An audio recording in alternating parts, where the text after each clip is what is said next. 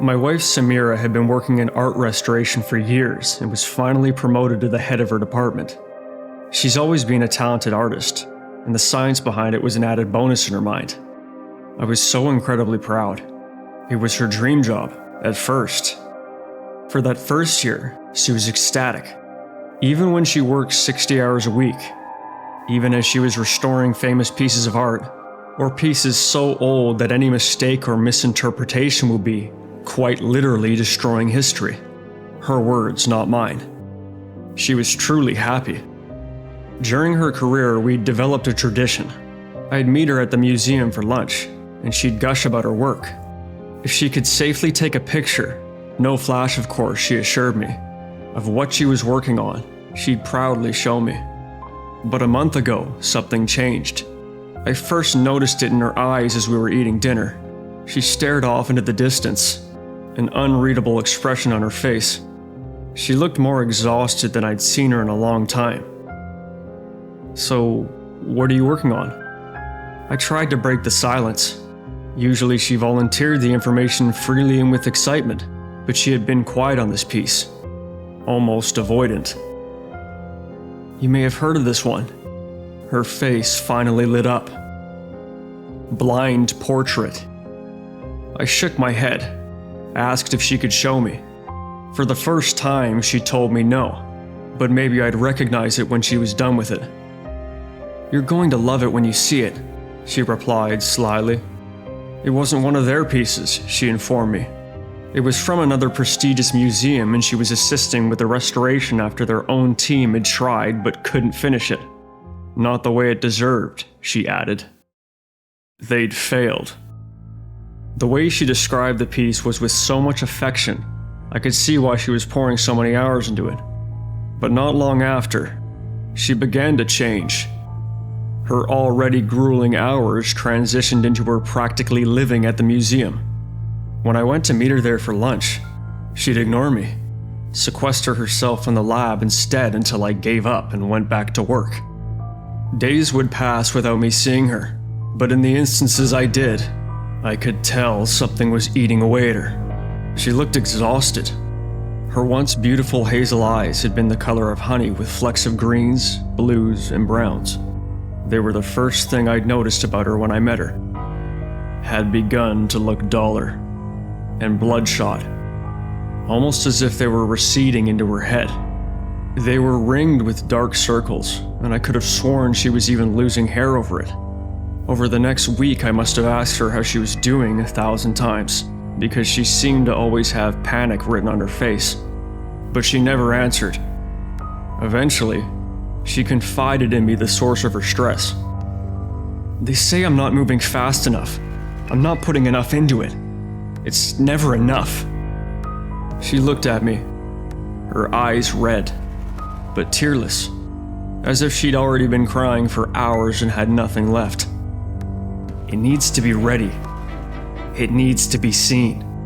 But I'm running out of supplies," she added, after studying me for a long time, in a way that made me feel oddly uncomfortable. I was incredibly pissed off with her employer on her behalf. Samira has always been one of the hardest workers I've ever known. I'm not just saying that because she's my wife. She puts her all into every single piece of art she restores, and I'd never heard of them trying to rush her to that extent before.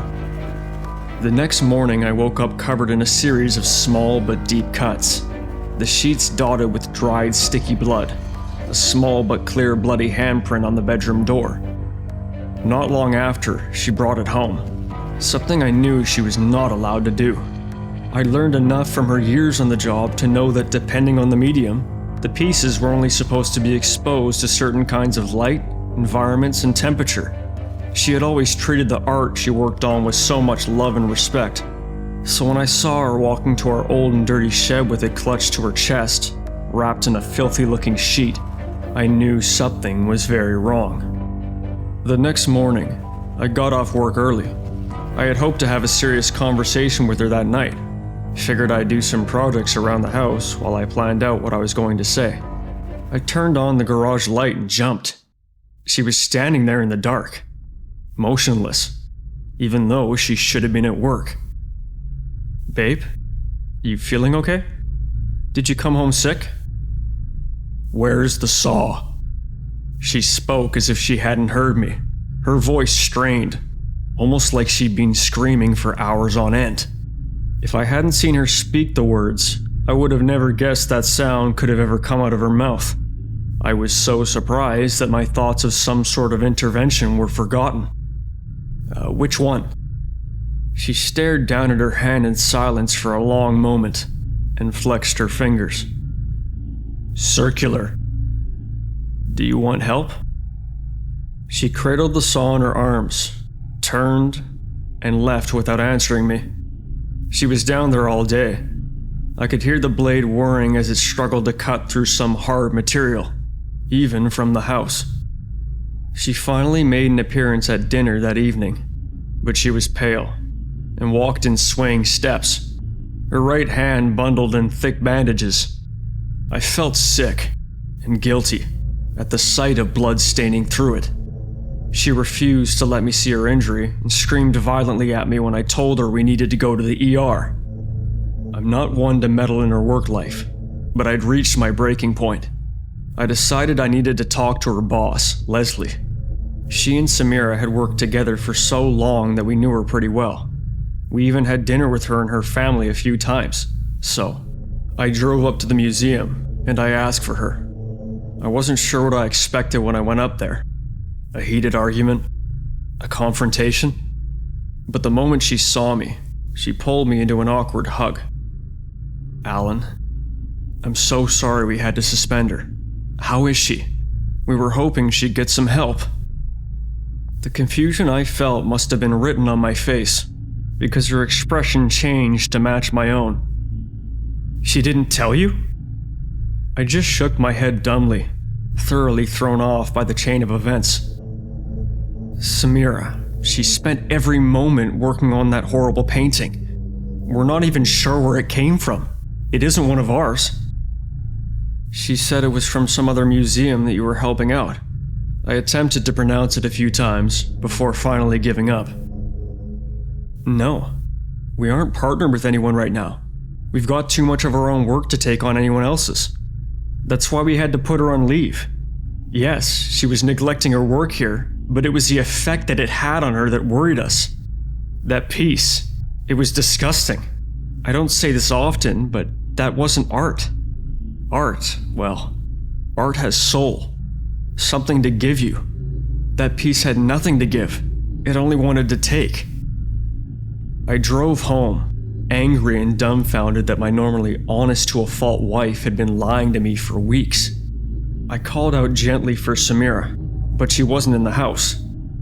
I approached our storage shed turned workshop to check on her, but she wasn't there either. I approached the painting. She had made no effort to hide what she was doing. It was like she didn't even think it was wrong. Where do I even begin? The painting itself was an atrocity. I looked up blind portraits and she refused to show me. After her concerning behavior, I felt I needed to know what it was that she was working on. I didn't find any one specific piece with that name. Instead, that a blind portrait was exactly what it sounded like. One drawn without the artist looking. Maybe as a creative exercise, or to practice fundamentals. But no. The painting my wife was working on was immaculate. Someone had clearly crafted it with their full vision and attention. It was exquisitely drawn down to the smallest of details. I'm no expert, but the smoothness, the way colors were blended, the detail of clothing and hair against a backdrop of swirling reds, it was captivating. I'm no expert, but felt it would have been a masterpiece if it hadn't been so goddamn disturbing. The subject, a woman, was beautiful. Or rather, she would have been if the flesh above the exposed teeth wasn't torn in such a way that it almost resembled a playful curling of the upper lip. The teeth, the top row since the bottom jaw was totally gone, a stark white against the background that were so detailed, so realistic, roots and all, that they looked like I could reach out and touch them. I realized why the portrait was called blind. The young woman, she had no eyes. rather just dark holes in her skull where they should have been. The twin streams of blood and damage to the delicate skin around them that the artist focused on in painstaking detail suggested they had been there at some point, though. The longer I stared, the more I felt tempted to reach out and touch it, to complete it. I felt myself striding towards it, clawing at my skin, reaching for my eyes. She looked so incredible with a pair of her own. What finally snapped me out of it was when I got close enough for the smell to hit me. It was so overpowering that my eyes began watering profusely, breaking my eye contact with it. I couldn't help but gag when I realized how exactly Samira had been restoring it. The reds of the background behind the woman, they held the odor of copper and faint decay of old blood mixed with paint. Long bits of white bone with cut marks had been haphazardly added to fill the missing portions of the frame. The teeth. There was a reason they looked so realistic. Exposed roots placed lovingly, completing where the woman's should have been. Samira had flashed me an odd, but otherwise perfect smile just the night before. I wondered how many others had tried restoring the painting. What exactly had she meant when she said that they failed? Leslie's words about the painting only taking were fresh in my mind. I waited up for Samira for hours that night. I eventually heard her come in, and the sound of her ancient sofa protest as she fell into it. "Babe, we need to talk." She ignored me, her back turned, and eventually I headed back upstairs. I should have never left her. I should have tried harder to get her help. She was gone again in the morning. I searched for her in the house before finally finding her standing in a shadowy corner of the dark shed. She was painting what appeared to be crudely drawn, swirling faces with her fingers. Even in the scant light, I could tell what medium she was using to paint with. I tried to go to her. Clearly something was very wrong and she needed my help. But mid-step, I found myself turning to approach the painting instead. As much as I hated it, as much as it sickened me, I couldn't get it out of my mind ever since I'd seen it. I needed to see it. I needed to complete it. I choked back a sob when I moved back the fabric covering it. I still hate myself for the fleeting pang of jealousy that I felt. It was finished. There was a new addition since the last time I'd seen it. A pair of perfect hazel eyes.